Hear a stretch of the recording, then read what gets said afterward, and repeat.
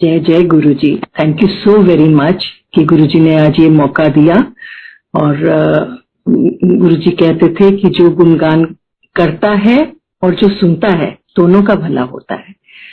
सो मैं आज I feel very very fortunate कि गुरुजी ने मुझे आज ये मौका दिया। एंड कभी कभी समझ नहीं आता कि गुरुजी के गुणगान कहाँ से शुरू करें और कैसे करें।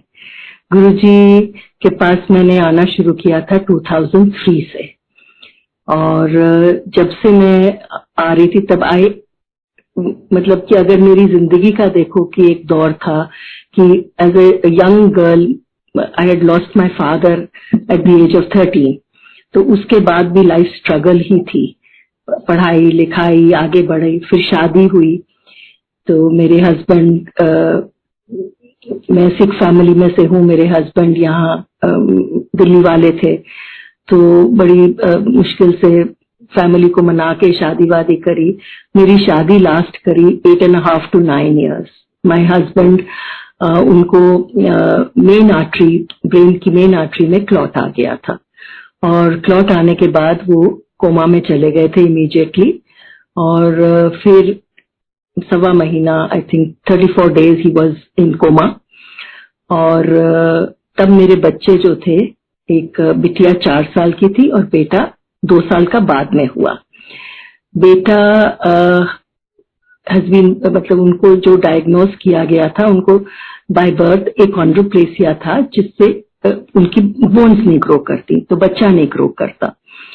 तो धीरे धीरे उसके बाद जब बाद में पता चला कि भी इनकी लर्निंग डिसेबिलिटी भी है। लर्निंग डिसेबिलिटी में ये होता है कि जो चीज आप समझते हो, कर लेते हो, बट उसको स्पीच और राइटिंग में आप लिख नहीं पाते। तो एक यंग एज में मेरे ऊपर एकदम से कोई बैकिंग नहीं थी, कोई कुछ नहीं था, तो हर तरीके की प्रॉब्लम्स आई। चाहे वो घर की थी, घर के लिए अरेस्ट वारंट्स आए, कुछ हर चीज में कुछ ना कुछ था।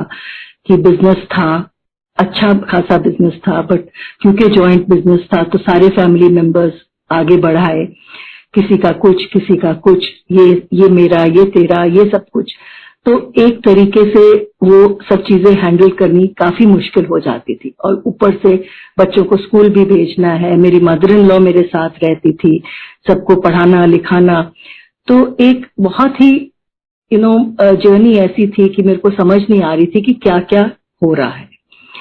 फिर जब मतलब मेरे को हेल्थ की इश्यूज भी काफी आई, ब्लैडर ट्यूमर भी हुआ जिसकी 3 सर्जरीज हुई। नॉर्मली ये ट्यूमर हमेशा मैलिग्नेंट होता है, कैसे बिनाइन निकला मुझे नहीं पता। फिर उसके बाद मेरा बेटा जब 13 साल का था, तो ये बच्चे खेल रहे थे बाहर और किसी ने इसके ऊपर गाड़ी रिवर्स कर दी, तो एक्सीडेंट हो गया। बच्चों ने उठू के इसको लेके गए हॉस्पिटल, एम्स में इसको रखा गया। काफी देर हेड इंजरीज थी, टांग में भी चोट आई। तो जो भी बिजनेस जो भी मैंने भी करके अपना घर चला रही थी, वो सब चीजें, क्योंकि एक तरफ बच्चा था, बच्चे को बचाना था, दूसरी तरफ ये भी था कि घर भी चलाना है। तो इधर उधर, it was actually like a headless chicken, कि मैं इधर उधर भटक ही रही थी कि कैसे करूं। और हाँ, स्पिरिचुअली इंक्लाइंड थी, पर एक तरफ से जब मेरे हस्बैंड का हुआ था, तो एक तरफ से वो गुरुद्वारे से मेरा मन उठ गया था। फिर मैं साईं बाबा के जाने लग गई थी, और बस ऐसे ऐसे किसी न किसी स्पिरिचुअल गुरु को मिलती रहती थी, पर ये नहीं था कि मैं किसी के साथ टिक पाई थी। मतलब जैसे किसी ने मेरे को हाथ दे के बचाया होता है, जैसे रिले रेस होती है, एक के हाथ में बेटन जाता है, फिर वो दूसरे के हाथ में, फिर वो तीसरे के हाथ। तो मैंने जब अर्पण का एक्सीडेंट हुआ, तो फिर उसके बाद मेरे को हॉस्पिटल जाना पड़ा, क्योंकि मेरे को अल्सरेटिव कोलाइटिस डिटेक्ट हुई थी, जिसकी वजह से अल्सर्स हो जाते हैं लोअर इंटेस्टाइन में, और ब्लीडिंग और बहुत कुछ होता है, पेन होती है। तो फिर वो स्टेरॉइड्स और मेरे को ब्लड ट्रांसफ्यूजन देनी पड़ी थी। वो 25-30 दिन मैं हॉस्पिटल में रही, फिर वापस आई।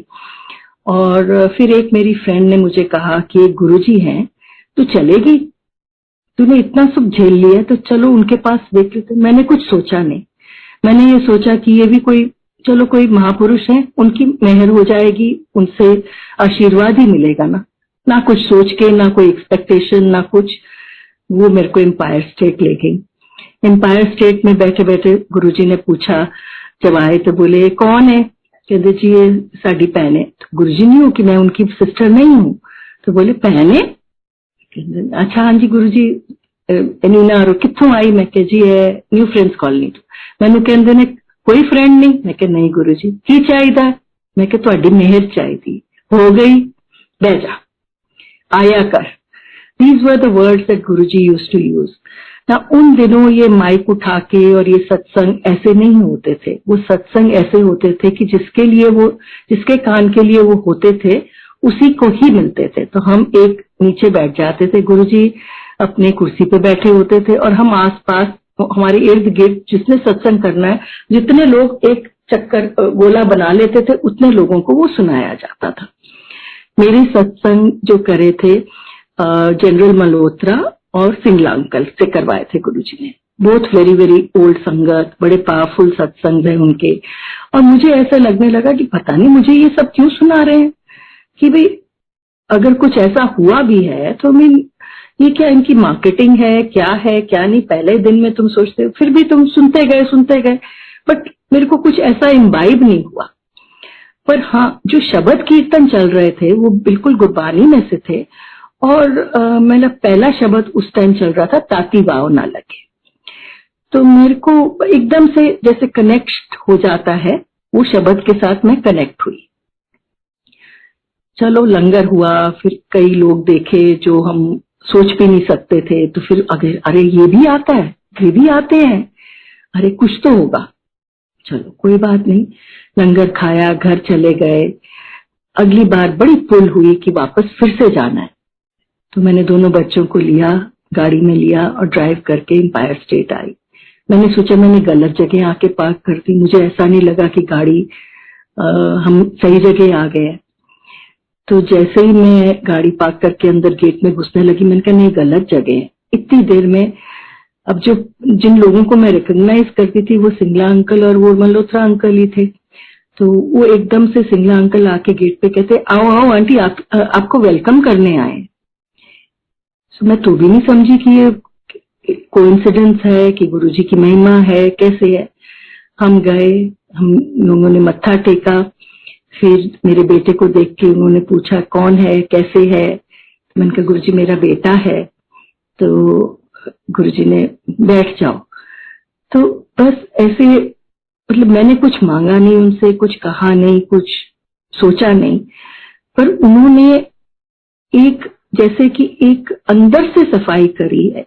मतलब कि जो मन में आपकी उबड़ बुबड़ क्या कुछ चलता रहता है, आप हर समय किसी चीज से डिस्टर्ब होते हो, आप चाहते हो हमें पीस ऑफ माइंड मिले। सारी दुनिया इसी के लिए भाग रही है कि हमें पीस मिले, हमें कहीं ऐसी जगह मिले जहां हम शांत हो जाएं। और पूर्ण गुरु वही होता है जो आपको बिना कुछ कहे, बिना कुछ मांगे, बिना कुछ करे, वो आपको अंदर से साफ करके एकदम शांत करता है। गुरुजी ने कोई हमें कहा नहीं कि ये जाप करो, ये मंत्र पढ़ो, ये करो, बस इत्थे आया करो। गुरुजी ने सिर्फ गुरबानी के साथ जोड़ा, सिर्फ ये इसका कि ये सुना करो। और उनके गुणगान जो होते थे वो खुद नहीं करते थे, वो हम लोगों से कराते थे। तो वही देखो कि उन्होंने अपने ऊपर कुछ नहीं लिया, कि अपने मुंह से अपना गुणगान नहीं करवाया, हमसे करवाया। और उसमें भी हमारी क्लेंजिंग कराई और जो सुन रहा है उसकी भी क्लेंजिंग कराई।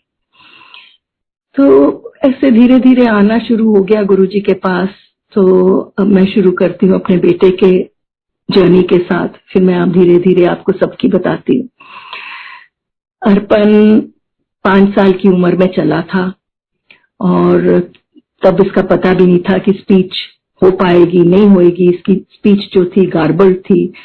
वो जो भी चीज देखता था, उसको क्रिकेट का शौक था, क्रिकेट मैच देखता था, तो वो उसके बारे में हमसे डिस्कस करना चाहता था, वो कर नहीं पाता था। उसकी स्पीच गार्बल्ड थी। मैं तो फिर भी थोड़ा वन वर्ड थोड़ा बहुत समझ जाती थी, पर सब कोई नहीं समझ पाते थे।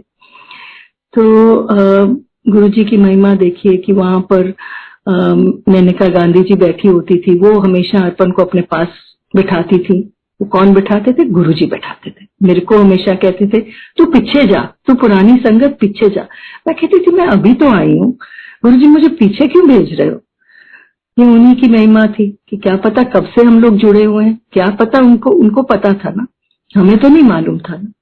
सब यही कहते थे गुरुजी आपका अंदर बाहर देख लेते हैं। मुझे हमेशा यही रहता था मेरे से तो बात नहीं करते, बाकी सबसे बातें करते हैं, मेरे को तो हमेशा पीछे बिठा देते हैं या ऊपर भेज देते हैं, मैं तो ऊपर चली जाती हूँ। बट ये है कि वहां पे फील गुड फैक्टर बड़ा अच्छा लगता था, क्योंकि आप जैसे ही निकल के जाते थे एक बहुत ही फ्रेश और बड़ी लाइट फीलिंग होती थी, जैसे कि आपको अंदर बाहर से उन्होंने क्लेंस कर दिया। और लंगर एक बार खा के तुम बाहर निकलते थे तो ऐसा लगता था कि जैसे आपने कुछ खाया ही नहीं, इतना मीठा खा के, सब कुछ खा के। मैं जो डायबिटिक तब भी थी, अल्सरेटिव कोलाइटिस थी, हाइपरटेंशन थी, मतलब बहुत कुछ था, बहुत सारी दवाइयां चलती थी। ये नहीं कि मेरी दवाइयां बंद हुई, कुछ हुआ, बट समहाउ की एक फीलिंग आने लगी कि मैं बिल्कुल ठीक हूँ और खुशी खुशी आना। फिर सबको उन्होंने संगत में गुरुजी ने दिन बांधे हुए थे कि इस दिन ये आएगा, उस दिन ये आएगा। मेरे को उन्होंने कभी मना नहीं किया, उनको पता था मैं हफ्ते में एक ही बार आऊंगी। और जैसे आना मतलब कि हम लोग तब ऐसा होता था कि गुरुजी जब लंगर खा के उनके पास लोग जाके कुछ ना कुछ अपना प्रॉब्लम बताते थे। मैं तो जब भी कुछ बताना चाहती थी मैं खुद ही गार्बल्ड हो जाती थी, कंफ्यूज हो जाती थी, और गुरुजी फिर भी समझ जाते थे कि हम लोग क्या कहना चाह रहे हैं। उन्हें मत्था टेकना, फिर मैंने जाकर हम लोगों ने ये होता था कि गुरुजी जब किसी को संगत को लेट बैठाते थे तो हम सबका मन करता कि हम भी बैठे, वो 1 to 1 गुरुजी के साथ बैठेंगे, और हम पीछे पीछे छुपते रहते थे लंगर खा के कि हमको गुरुजी आज्ञा ना दे दे। और कैसे कैसे हम इधर उधर किसी के साथ कि हमने देखा ही नहीं। गुरुजी ने कहना चलो उठो न्यू फ्रेंड्स कॉलोनी वाले, चलो हो गई ब्लेसिंग। मैंने तो भी नहीं सुनना। फिर जब तक उन्होंने नहीं कहना अरोड़ा आंटी चलो हो गई ब्लेसिंग। उनको पता था कि मैं अकेली आती हूँ, ड्राइव करके आती हूँ, तो उनको पता होता था कि मुझे टाइम से भेजना है। तो ऐसे ही गुरुजी मुझे वापस भेज देते थे। अर्पण को स्पीच उसकी ठीक नहीं थी, कैसे कैसे फिर हमने इसको श्रीराम स्कूल में पीछे पड़ी रहती थी, उसके लिए लर्निंग सेंटर शुरू हुआ। पहला बच्चा था वहां पर जो लर्निंग सेंटर में था, तो काफी इसने आगे इम्प्रूव भी किया, काफी कुछ बोलने लगा। इसकी एक्सीडेंट के बाद इसको अवार्ड भी मिला कि for a child who doesn't believe in winning or losing but believes in playing the game. So sports में इसको बहुत शौक था। तो सब चीजें होती रही। तो जब ये क्लास 8 या 9 में आया तो श्रीराम ने इसको मना कर दिया कि ये हम for whatever reasons, उन्होंने कहा कि ये आगे की हम इसको 10th और 11th नहीं कराएंगे, हम चाहते हैं कि स्किल ट्रेनिंग करें। अब ये तो अड़ियल बच्चा, नहीं मेरे को तो क्लास 10 भी करनी है। मैंने उनको बहुत कहा कि नहीं, जो भी होगा अगर नहीं भी क्लियर करेगा कोई बात नहीं, आप इसको ओपन स्कूल में बैठने दीजिए। उनका नहीं, ये इज नॉट के तो कर ही नहीं सकता। घूम फिर के फिर आए गुरुजी के पास, गुरुजी ऐसे ऐसे स्कूल ने कहा है। गुरुजी कहने लगे कोई गाल नहीं, प्राइवेटली करा ले। प्राइवेटली कहाँ कराऊं? फिर किसी ने बताया फादर एग्नल में मतलब ओपन स्कूल की क्लासेस होती है, हमने वहां डाला। फिर एक संगत में थे, अपने आप ही आए मेरे से, मैंने तो किसी को पूछा भी नहीं कि कहाँ हो रहा है इसका, फादर एग्नल में। मैंने कहा हाँ जी, कोशिश तो कर रहे हैं। मैं अगली बार फादर के पास गई, फिर उनका फोन आया कि आपको फादर ने बुलाया है। मैं जब गई तो बोले कि we had a call from somewhere, but आप बताइए हम इस बच्चे के लिए क्या कर सकते हैं। मेरे को कुछ समझ नहीं आया कि मैं इसके लिए क्या मांगू, क्या कर सकता है। तो मैंने कहा इसको एक राइटर दे दीजिए ताकि ये इसके एग्जाम्स जो लिख ले। मैंने कहा ये तो बहुत छोटी सी बात है। चलो जी, इसको राइटर मिल गया, इसकी क्लास 10 भी हो गई, किसी ने इसके एग्जाम्स भी लिख दिए। इन द मीन टाइम बीच में मैंने कहा जी ने बोला कि नहीं गुरुजी मैं इसके स्कूल जाऊंगी, मैं जाऊंगी। तेरे को कहा है ना प्राइवेटली करा ले। ठीक है, जो हुक्म गुरुजी, करना तो आप ही के हुक्म के हिसाब से है। तो बस इसकी क्लास 10 हुई, क्लास 12 हुई, और फिर कैसे कैसे इसकी स्पीच भी इम्प्रूव हुई, कैसे कैसे ये बैठ के गाबल स्पीच से मेनका से बात करता था, कैसे कैसे इसकी इम्प्रूवमेंट होती गई, मुझे नहीं पता क्या कुछ हुआ। और हम लोग आते गए जाते गए, गुरुजी के लंगर खाते गए, एंजॉय करते थे। और कितनी बार ऐसा होता था कि गुरुजी के पास हम लोग बैठे होते थे, गुरुजी कभी किसी को कुछ देते थे, कभी मीठा तो खैर हम दो दो हाथ करते थे तो पूरा नहीं आता था, और वो वही खाना होता था, फिर भी शुगर नहीं बढ़ती थी। और कई बार ना गुरुजी किसी को स्वरूप देते थे, तब ऐसे नहीं स्वरूप मिलते थे, कभी कभी जब मूड आया तब दे दिया, और हम वेट करते थे कि हमें क्यों नहीं मिला, कि maybe I am not up to the mark. But वो नहीं होता था, उन्होंने जब जो चीज जिसको जैसे ब्लेस करके देनी है वैसे ही देनी है। तो उन्होंने एक दो बार मैंने कहा कि पेंडेंट, मैं कहा गुरुजी भी बोला little puppies wagging our tails की कि हमको कोई गुरुजी वो दे दे, हमारा पेंडेंट दे दे। तो एक बार नहीं दिया तो मेरा मुंह बड़ा उतर गया कि गुरुजी ने मेरे को पेंडेंट नहीं दिया। उसके बाद से गुरुजी ने मेरे को 3 पेंडेंट्स दिए, और वो आज एक मेरे पास अभी भी है जो मैं पहनती हूँ। अर्पण ने जो पहना था उसका शायद पर्पस खत्म हो गया तो वो निकल गया। और फिर धीरे धीरे अर्पण जी को कैसे उन्होंने स्कूल में भेजा, क्लास 12 वापस इसने श्री राम से करी। 12th के बाद फिर हमें समझ नहीं आया कि हम क्या करें, फिर हमने इसकी वो कराई, म्यूजिक में कुछ कराया, फिर किसी ने बोला इसको डीजे का सिखाओ, फिर हमने इसको डीजे करवाया। बस फिर ये गुरुजी की मेहर रही कि भी वो कुछ ना कुछ इसको करवाते रहे। एक बार ऐसे ही एड निकली थी कि इस हैंडीकैप बच्चों के लिए कि डीयू में सीट्स हैं। हम वैसे ही चले गए थैला लेके, चलो भी देख लेते हैं, इसमें भी देख लेते हैं। उन्होंने करके इसका एडमिशन भी हो गया। कभी करोल बाग के, मेरे को पता ही नहीं था, मैंने ऐसे ही नाम भर दिए थे। तो करोल बाग के किसी कॉलेज में हो गया। मैंने कहा इतनी दूर तो मैं नहीं भेजूंगी। फिर फाइनली उन्होंने कहा जी लास्ट डे आना। तो हम लास्ट डे गए तो उन्होंने बोला जी हाँ बेटा बता अर्पण तेरे को कहाँ जाना है, डीएवी कॉलेज जाएगा, डीसीएसई जाएगा कि नहीं यार तेरे को कॉलेज ऑफ वोकेशनल स्टडीज भेजते हैं साकेत में। चलो जी साकेत में कॉलेज ऑफ वोकेशनल स्टडीज हम चले गए, ओके फॉर एडमिशन। वहां मेरे को समझ नहीं आई, मैंने कहा जी चलो कोई ऐसे कोर्स दे दीजिए जैसे कि रिटेल या कुछ दुकान वगैरह देख लेगा। तो प्रिंसिपल ने कहा देखो रिटेल वगैरह में बाकी चीजों में मैथ्स आती है, ये कर नहीं पाएगा। I have already closed admission for tourism, but हम इस बच्चे को टूरिज्म का कोर्स कराएंगे। ठीक है जी, जय गुरु जी। ही एक्सपीरियंस्ड आना जाना कॉलेज में, कैसे उसने खुद ऑटो लेना, टैक्सी लेनी, कैंटीन में बैठना करना। ठीक है, इसके एग्जाम्स लिखने के लिए मैं बड़े मंदिर आई, बड़ी वो दुविधा में रहती थी कि ये तो कर नहीं पाएगा, but yet I want him to experience college. तो एक आंटी हैं वसंत विहार में रहती हैं, तो उनका बेटा तो मेरे पास आई, नीना आंटी। मैं कहा हाँ जी, मेरे बेटे ने ना कॉमर्स में ना फलाने स्कूल से टॉप किया है, देखो गुरुजी की मेहर। उनके इधर आओ, अब करण से पूछिए कि वो अर्पण के एग्जाम लिखेगा। And you won't believe it संगत जी कि उस बच्चे ने अर्पण को पिकअप करना, उसके एग्जाम्स लिखने, कैसे कैसे उसका सब्जेक्ट नहीं था ये, वो कैसे इसको लिख के, और अर्पण जी तो वहां बैठ के सिर्फ जय गुरु जी करते थे और कुछ बोलते नहीं थे, कोई उन्होंने कुछ नहीं बताया कि क्या लिखना है क्या नहीं। उस बच्चे ने इसके एग्जाम्स लिख के और इसको पास कराया, 2nd डिवीजन में पास कराया। और ये सब गुरुजी की महिमा है। मैं ये नहीं कहूंगी कि उन्होंने इस बच्चे को कॉन्फिडेंस देना था, इसको आगे बढ़ाना था, क्योंकि गुरुजी के जो फेवरेट्स होते हैं उनको वो टफ लाइफ भी देते हैं और प्यार भी देते हैं, दोनों चीजें मिलती। तो इसकी वो टफ लाइफ भी थी और उसको प्यार से उन्होंने आगे भी बढ़ाया। हाँ जी, कॉलेज हो गया। अब ये कि इसको कहाँ काम में लगाएं, किसी फ्रेंड के ऑफिस भेजूं, कभी कहीं भेजूं। तो फाइनली किसी संगत में ही ऐसे बात करके, नॉट दैट कि हमें पता होता है, पर कई बार हमसे बात नहीं होती है, हिचकिचाहट होती है कि कैसे बात करी जाए। हम ये तो गुरुजी के भक्त हैं, कोई हमने अपने फायदे के लिए थोड़ी इनसे बात करनी है। तो ऐसे किसी ने सिलेक्ट सिटी मॉल में बात करी, उन्होंने बड़ी ओपनली इसको वेलकम किया। ये 1.5-2 साल वहां काम करता रहा और बहुत एंजॉय किया इसने। ये तो मैंने ऐसा सोचता था कि जैसे सिलेक्ट सिटी मॉल इसी की है। तो ये इतने प्यार से और इतना इसने सीखा भी, उन्होंने इसको कॉन्फिडेंस दिया, इसको बड़े प्यार से रखा सारे स्टाफ ने बहुत अच्छे से।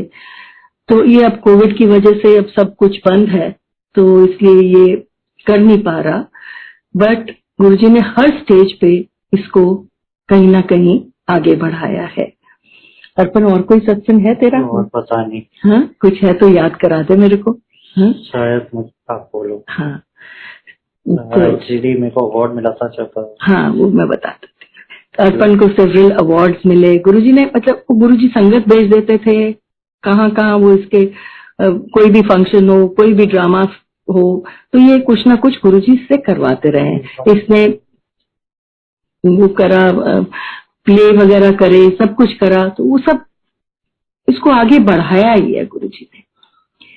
सो आज I mean he is 33 and मतलब बहुत प्यार वाला बच्चा है, बहुत अच्छे से रहता है, बहुत रिस्पेक्टफुल है, और गुरुजी की इतनी, मतलब वो इतना रमा हुआ है गुरुजी के में कि मैं बता नहीं सकती। सारे जने इसको, इसकी बहन वहन सब टीज करते हैं कि तू तो बाबा बन गया, बट ये आधी रात को भी ये सत्संग सुनता है, मतलब मेरे से कहीं ज्यादा शब्द कीर्तन सुनता है। तो ये गुरुजी के तरीका था कि मैं भी अपनी भी जर्नी में बताऊं तो मेरे को, मैंने बीइंग अ सिख ऑल्सो, मेरे को इतना इन्वॉल्वमेंट और इतनी जो मेरे को अवेयरनेस ऑफ गुरबानी आई है, इट इज ओनली विद गुरुजी। गुरुजी ने कुछ बताया नहीं, बट वो गुरबानी सुन सुन के अंदर ही अंदर रमती गई है, और वो इतना मन को शांत करती, इतनी पीसफुल है कि अगर आप मन से सुनो तो बहुत आनंद भी आता है, और that is what is cleansing, nothing else. हाँ ठीक है, भजन कीर्तन जो होते थे वो लंगर के टाइम पे होते थे, जब वो गुरुजी, जब हमें लंगर सर्व होता था ना, तब वो लाइट म्यूजिक और वो सब टाइप के होते थे, वो भी भजन होते थे, ओम नमः शिवाय का जाप होता था, या जगजीत सिंह जी के कोई गाने भी होते थे, या जो भी, मतलब जो लाइटर टाइप के थे। बट जो सत्संग होता था वो सिर्फ और सिर्फ गुरबानी का होता था, एंड गुरबानी में सब कुछ है, वो सारे रिलीजन्स का तत्व है, और गुरुजी ने जो भी चीज खोली है वो सर्व धर्म के लिए करी है। उन्होंने कभी ये नहीं कहा कि ये, and that is exactly what Gurbani was meant to be. ये तो हम लोगों ने ये सेक्ट बना लिए, ये कर लिया, वो कर लिया, और गुरुजी ने तो ये कहा कि जिसको ग्रंथ साहिब पढ़नी है वो ग्रंथ साहिब पढ़े, जिसको शिव पुराण पढ़नी है वो शिव पुराण पढ़े। मतलब उन्होंने कभी नहीं कहा किसी को कृष्णा मानना है गुरुजी को तो कृष्णा मान ले, किसी को शिवजी मानना है तो शिवजी मान लो, गुरु नानक मानना है तो गुरु नानक मान लो। बट वो बहुत ऊंची शक्ति थी गुरुजी के बॉडी में से, इतनी फ्रेग्रेंस, अभी भी फ्रेग्रेंस के साथ वो कनेक्ट कराते हैं, बहुत कुछ देते हैं, बहुत कुछ। अभी का मैं बताती हूँ कि अभी 13 तारीख को मैंने एक छोटा सा घर में सत्संग रखा था, बहुत दिन हो गए थे, ना संगत से मिलना हो रहा था, ना कुछ हो रहा था, तो बस थोड़ा सा मैं सोच रही थी कि क्या छोला बनाऊं, कैसे करूं, और सब आना चाह रहे हैं, बिकॉज सब इतने वो हो चुके हैं ना कि भी कहीं तो जाएं। और सबसे आनंद जो आता है, अब ना तो कोई पार्टी में आनंद आता है, ना किसी के साथ बैठ के आनंद आता है, जो सत्संग में आनंद आता है वो कहीं नहीं आता। तो सबने कहा नहीं हम आएंगे, हमने, किसी ने कहा मैं ये कर दूंगा, मैं वो एनीवे मैं अपनी बेटी के साथ गई, गुरुजी का चोला एक पसंद करके आई, और वो पीच कलर का था। अभी किसी को नहीं बताया कि मैं पीच कलर का चोला लाई हूं। एक हमारी बिटिया जैसी आंटी हैं, उन्होंने बोला आंटी मैं गुरुजी की फ्लावर सेवा मैं करूंगी। मैं कहा बेटा तू कर लेना। मेरे को फोटो भेजती है, आंटी मेरे को लग रहा है गुरुजी ये वाले फूल चाहते हैं, and what she sends me is again peach colour की flower arrangements, and then I send her the chola. I said मेरे गुरुजी ने वाकई यही वाला रंग पसंद किया हुआ है। और गुरुजी मतलब हर चीज कराते हैं। एक फ्रेंड लेके आई, टी लाइट लेके आई, वो रखी तो वो भी पीच कलर की थी। मतलब वो अपने आप सज भी जाते हैं, और उनको ये नहीं चाहिए कि वो ऑस्टेंटेशियस सजावट नहीं चाहिए, वो भावना वाली और बड़ी सिंपल सजावट चाहिए उनको। अपने आपके मन की, आपकी वो भावना चाहिए कि आप उनको प्यार करें और प्यार से बुलाएं। वो जैसे कि शबरी के बेर होते हैं ना, वैसी वाली भावना चाहिए कि भी आपको सुदामा वाला प्यार चाहिए। इनको वो नहीं चाहिए कि भी हमने आज इतने की डेकोरेशन करा दी, इतने का हमने केटरिंग करा दी। नहीं, जो सिंप्लिसिटी में मजा है, गुरुजी हमारे बहुत सिंपल थे। उन्होंने कभी नहीं कहा कि मुझे ये चाहिए या मुझे ये करना है या मेरी आरती करो। ये तो संगत की भावना है जो हम सब करते हैं। आज उनके लिए अगर गद्दी सजाई है या करा है, ये सब चीजें बाद में उन्होंने सबको विजन्स दे दे के बताई है कि अरे मैं आया हूं, मैं बैठूं कहाँ. So then we started doing a gaddi. और मतलब दिस इज व्हाट, मतलब मुझे जो लगता है, बाकी I am sure everybody's experience सबका अलग अलग होता है. बट अब मैं सुनाती हूँ मेरी बिटिया का. तो मेरी बेटी का जब मैं गुरुजी के पास आई थी तब उसका कॉलेज ज्वाइन होना था. तो उसकी जो परसेंटेज आई तो उसके साथ उसको वेंकटेश्वरा में सोशियोलॉजी ऑनर्स मिल रहे थे. बड़े खुश कि चलो जी सोशियोलॉजी ऑनर्स मिल रहे हैं. इतनी कोई अच्छी परसेंटेज नहीं थी. तो गए जब उसके एडमिशन के लिए पैसे जमा कराए, बनी ये तो नहीं हो सकता, इसके पास तो 2 इंग्लिश हैं, एक इलेक्टिव और एक दूसरी, नहीं हम करेंगे. बड़े मायूस, हमने तो ज्यादा जगह अप्लाई भी नहीं किया हुआ था. अब कहाँ कहाँ इसको लेके गए कि चलो, मैंने कहा चलो कुछ नहीं होगा, एमएटी वगैरह कहीं तो हो ही जाएगा. मैंने कहा सब कहते हैं गुरुजी सब कुछ कर देते हैं, बट ये कैसे हो गया कि इसका. मैंने तो यही कहा था गुरुजी बच्चे आपके हैं, आपने इनको आगे बढ़ाना है, जैसे आप ठीक समझोगे, जो इनके लिए अच्छा है वो करा दीजिए. सो जी गुरुजी ने इसका, हम इधर उधर कर रहे हैं. इतनी देर में मेरे एक फ्रेंड थे जो मेरे पार्टनर थे, उन्होंने इसको बहुत कहा कि नहीं आकृति बेटा तुम ये वाला एक एड निकली है पेपर में, आप देखो क्या है. देखो ये आईपी कॉलेज में एक मीडिया का कोर्स है, आप देखो उसके. नहीं अंकल मेरे को इतने लोग लेने हैं, 30-35 लोग लेने हैं ऑल इंडिया, मेरा कहाँ आएगा. कहते ट्राई तो करो. बड़ी बेमन से इसने जाके वो एग्जाम दिया. पहला क्लियर हो गया, फिर दूसरा भी जाके दिया, वो भी क्लियर हो गया. तीसरा interview, so then she was confident कि हो जाएगा. इन द मीन टाइम हम जाते हैं, मैंने कहा प्रिंसिपल से मांगते हैं जाके कि अगर इसमें नहीं कर रहे तो इसको okay for admission pass course में कर दें. तो वो उन्होंने करा. इतनी देर में बाहर पेपर्स लेके आई हूँ और एक क्लास बैठे हुए कहते हैं आपकी बात हो गई है प्रिंसिपल से. हाँ जी. And he writes okay for admission sociology honours. And I am looking कि ये क्या हुआ है. फाइनली फीस भी जमा करा दी, सब कुछ हो गया. अब बिटिया रानी कहती मैंने तो जाना तो वही है, वो अब मीडिया वाला कोर्स करना, मैं तो यहाँ नहीं आऊंगी. एंड ये जो शी वाज सो एडamant कि मुझे ये वेंकटेश्वरा ही ज्वाइन करना. चलो जी वो भी हो गया, मीडिया का कोर्स हो गया. गुरुजी के पास आती थी, मत्था टेकती थी. गुरुजी हमेशा उसको कहते थे बड़ी सियानी कुड़ी है. हाँ चलो, फिर इसका पोस्ट ग्रेजुएशन की बात आई तो मैंने कहा कि गुरुजी इसको एनआईडी में जाना है. हो जाएगा हो जाएगा. इसको सारी उसकी कोचिंग वोचिंग कराई, नहीं हुआ. मैं कहूँ ले गुरुजी के अंदर से हो जाऊगा, होया ही नहीं.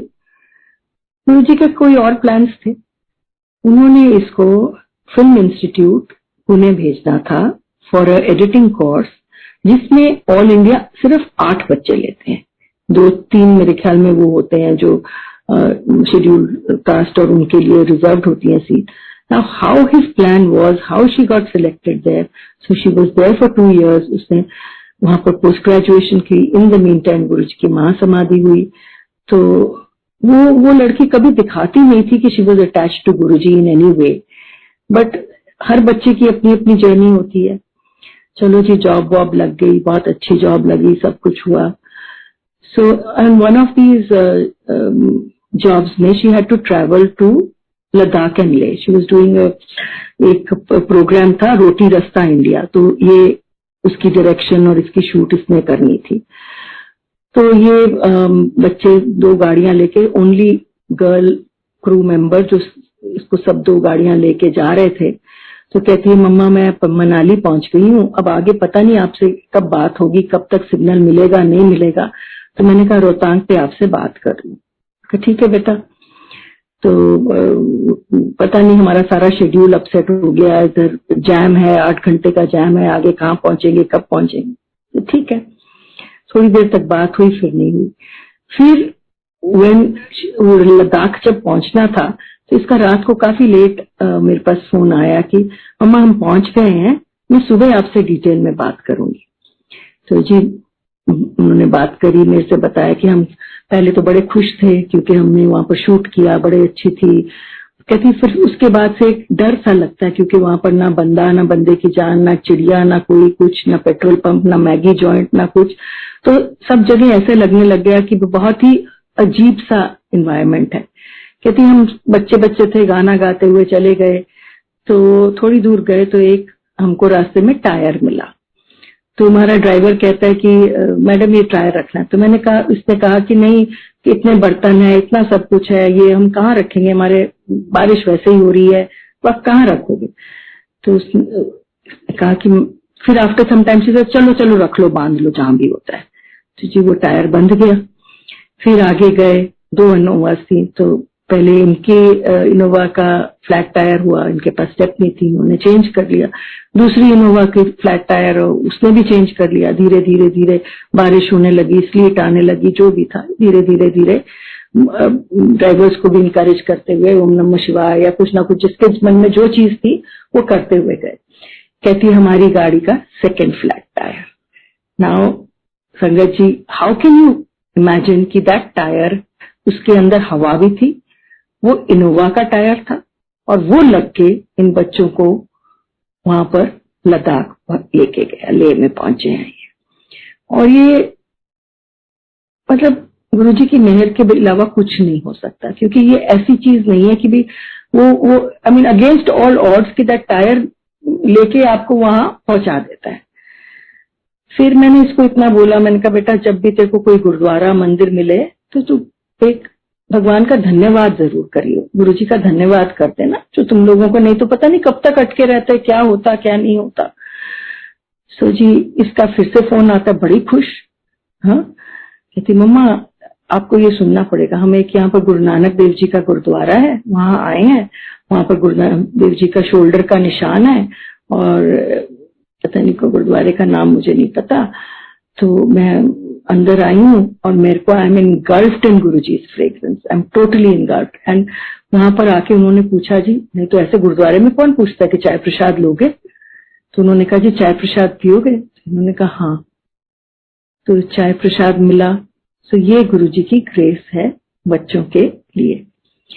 Then this girl decided to get married, and वो बच्चे डिली डाली करते हैं, बड़े हो जाते हैं, काम में लग जाते हैं। तो मैंने इनके काफी पीछे पड़ रही थी कि अब जो भी है आप तुम फाइनल करो। तो इन्होंने एक दिन दोनों बच्चों ने आके बोला कि जी चलो कर लेते हैं, दिसंबर में कर लेते हैं शादी। तो मतलब मेरे पास सिर्फ 30-40 डेज दिए कि तैयारी करनी है, नहीं हम सिविल मैरिज करेंगे। उनका सिविल भी करोगे, एक छोटा सा तो कोई तो फंक्शन करेंगे कि नहीं करेंगे। इतनी देर में आकृति कहती I don't mind gurdwara wedding. ठीक है जी, सारे गुरुद्वारे देखे गए कि कहाँ इसका हो सकता है, कौन सी डेट मिल सकती है, क्या है। करते कराते हमें दमदमा साहिब मिला, चेंज कर आके। सो उन्होंने जो जो डिटेल्स मांगी थी दे दी कि लड़के का आधार, मेरा आधार, ये चीज कि बीइंग अ हिस्टोरिकल गुरुद्वारा, वहां पर सिख कैनॉट मैरी हिंदू और Hindu cannot marry a Sikh, कुछ ऐसा कोई उनके रूल्स हैं, तो जिसकी वजह से वो नहीं करते। तो मैंने कहा जी कि by virtue of marriage I am also a Hindu and the boy is a Hindu, so I don't think. तो कहते वो हम कर देंगे। ठीक है जी। वो day of the wedding came, Guruji ने कैसे वो शादी कराई, I mean I can't even tell you कि किस तरीके से उन्होंने बहुत ही सुंदर शादी, मतलब beyond my means, beyond everything. कैसे डेकोरेशन, कैसे केटरर मिला जो गुरुजी को जानता था, मिला हुआ था। मैं कहूँ कि ये चीजें नहीं रखनी, उसने कहा मैंने सब कुछ रखना है। आपकी शक्ल देखने लोग नहीं आएंगे, लोग इतनी दूर से आएंगे, गुड़गांव से कोई आएगा तो खाना नहीं खाएगा, मैं ये काउंटर खुला रखूंगा, मैं ये करूंगा। उस सब चीज इतनी अच्छी तरीके से करवाई गुरुजी ने। और जब ये फेरे का टाइम आया तो सडनली रागी साहब ने जैसे शुरू करे तो एकदम से बंद हो गए, सब तरफ क्वाइट, क्या हो गया क्या हो गया। आई थिंक बाहर कोई प्रॉब्लम हो गई थी, किसी ने कहा कि दिस इज कि ये सिख वेडिंग है और ये हम नहीं करेंगे, आप कोई इस हिस्टोरिकल गुरुद्वारे में नहीं कर सकते, आप किसी लोकल और गुरुद्वारे में कर लीजिए। अब हम बड़ी वो this thing the boy is telling कि रहने दो, कोई जरूरत नहीं, शादी वादी छोड़ दो, सबको खाना खिलाओ और लेट्स गो। बड़ी अजीब हालत, ना इधर के ना उधर के। मेरे को तो समझ ही ना आया कि गुरुजी क्या इम्तिहान। मैं तो उस टाइम तो गुरुजी मेरे को याद भी नहीं आए।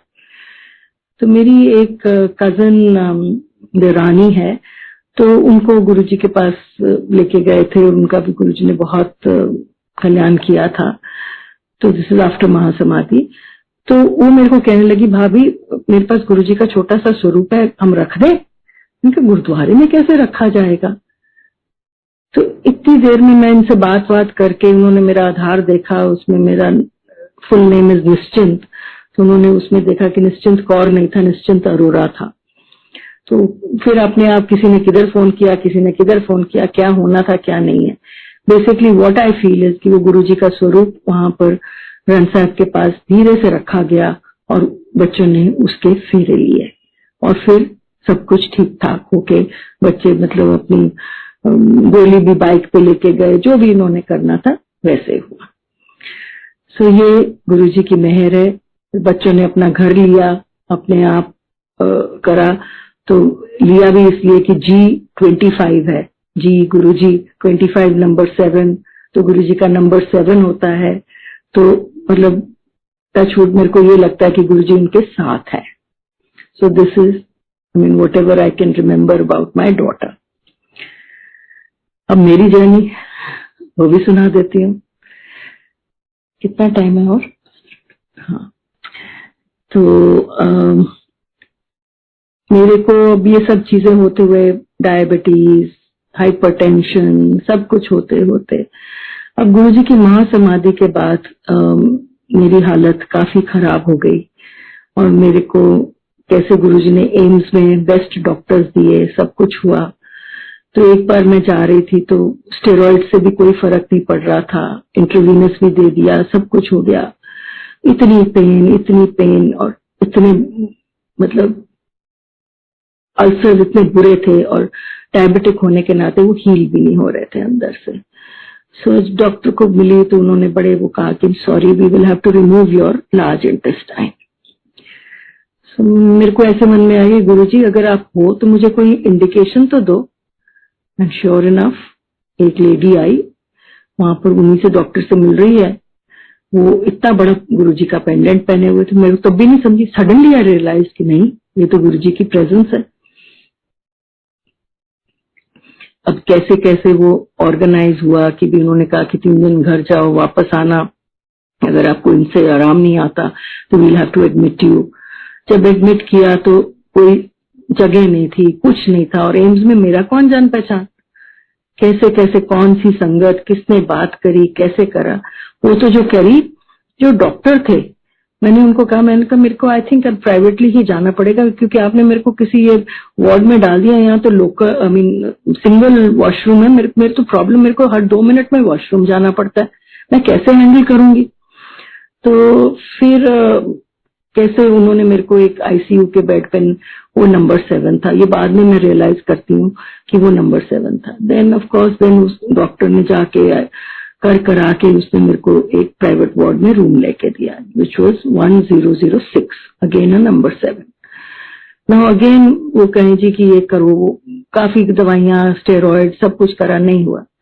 तो उन्होंने कहा जी एक कोई इंजेक्शन है जो लग जाएंगे, वो 1-1.5 लाख का इंजेक्शन है, वो भी लगा लिया, तो भी ठीक नहीं। बुरी हालत, ना मैं इधर की ना मैं उधर की, समझ नहीं आया कि करूं क्या। तो डॉक्टर कहे जी ये रिमूव करानी पड़ेगी, आपको एक्सटर्नल बैग लगेगा।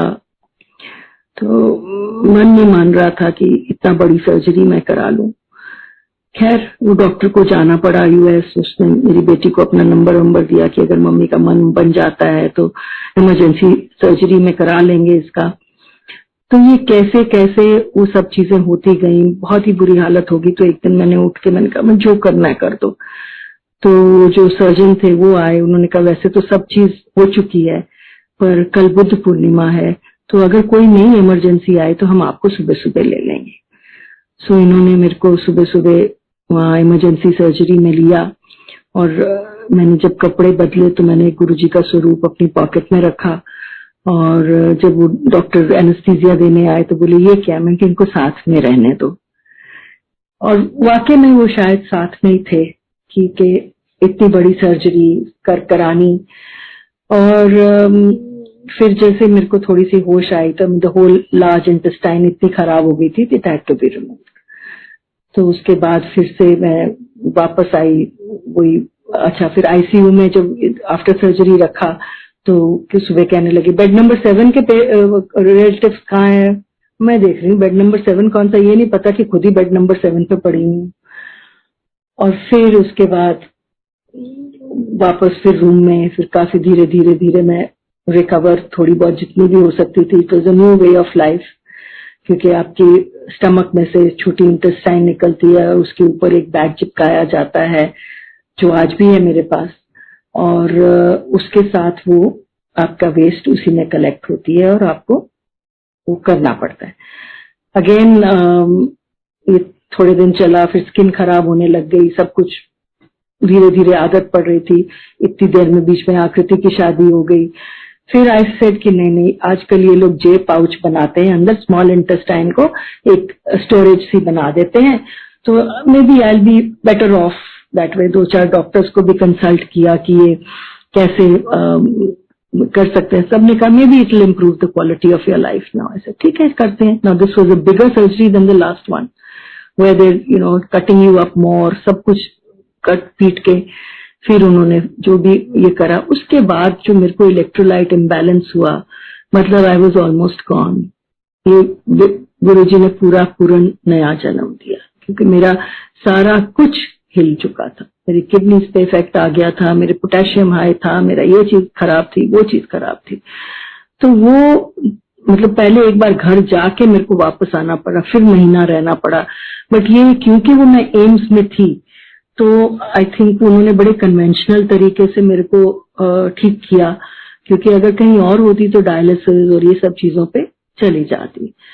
तो आज भी ये गुरुजी की मेहर है जो मैं चल रही हूँ, मैं अपने बच्चों के साथ हूँ, lead a normal life, I can drive, I am often on cooking, सब कुछ कर रही हूँ। मतलब कि कोई ऐसी बात नहीं है। और गुरुजी आपका मतलब क्या बताऊं आपको कि क्या चीज है, और क्या उनकी महिमा, उनके गुणगान गाते जाओ, उन पे फेथ रखो, उन्होंने आपका साथ नहीं छोड़ना। कहते हैं ना कि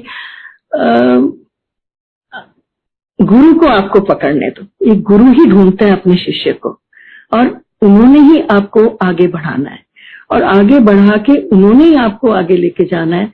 क्या बड़ी चीज देनी है, गुरुजी कहते सी वड्डी चीज तो कोई मंगता ही नहीं। और मैं मनी मन कहती थी गुरुजी मैनू दे दे वड्डी चीज, अच्छे से सब प्रैक्टिकल। प्रैक्टिकल क्या है आज समझ आती है कि वो प्रैक्टिकल जब तक आप एक्सपीरियंस नहीं करते हो, पेन या वॉट एवर इट इज, जब तक एक्सपीरियंस नहीं करते हो आप कैसे सीखोगे। और वो सिखाते भी वही हैं, आगे बढ़ाते भी वही हैं, और आपको अंदर से शांत भी वही करते हैं, आपको इन ग्रेटिट्यूड एंड सरेंडर में रहना सिखाते हैं। और यही गुरुजी की महिमा है। और गुरुजी सब तरफ है, जानी जान है, कहाँ है, कैसे है, मतलब कई चीजें उन्होंने, मतलब सत्संग तो आप कोई भी इंसिडेंट ले लो, चाहे शिव जी के नीचे, चाहे कोई आसन बिछाने की बात थी, सेवा करने की बात थी, और आज का सत्संग इससे बढ़िया क्या हो सकता है कि आज मेरी बर्थडे है और मेरे को गुरुजी ने ये प्रेजेंट दिया है कि आज मैं ये सारी संगत को अपना सत्संग सुना सकूं। तो ये मेरे को, मैं कहती हूँ कि मैं जिसको कहते हैं ना कि इतनी आई फील सो ब्लेस्ड कि गुरुजी ने मेरे को ये मौका दिया, और ये बड़े मंदिर के साथ मेरे को ये अपॉर्चुनिटी मिली कि मैं संगत के साथ अपना जर्नी शेयर कर सकूं और गुरुजी के गुणगान कर सकूं। और संगत जी कोई भी भूल चूक हुई हो या गुरुजी मेरे को प्लीज माफ कर दीजिएगा। And thank you so very much Guruji, आपका बहुत बहुत शुक्राना। जय गुरुजी।